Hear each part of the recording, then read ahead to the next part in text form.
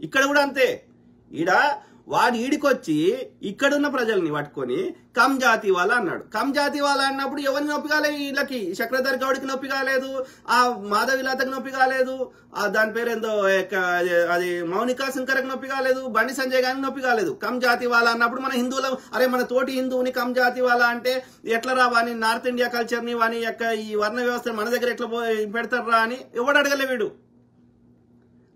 బలహీనునికి support చేయాల్సింది బలిసినోనికి support చేస్తుంది బాడుకోవాలి. ఎందుకని ఆ బలిసినోడు వాడు దోసుకున్న దానికి వీళ్ళు వాటాలు ఇస్తాడు. గది అంటే వీని స్వార్థం తప్ప అరే ఇది తప్పు రైటు వాడు ఎట్లా కమ్ జాతి వాళ్ళు అవుతారా, అందరం అమ్మ కడుపులకి ఒకటే తీరు వచ్చినాం కదరా, అందరికి ఒకటే తీరు ఎండ కొడుతుందా అనే ఇంగిత జ్ఞానం ఈ బాడుకోలకి ఎందుకు లేదు అంటే వీని స్వార్థం తప్ప ఏమి లేదని అర్థం.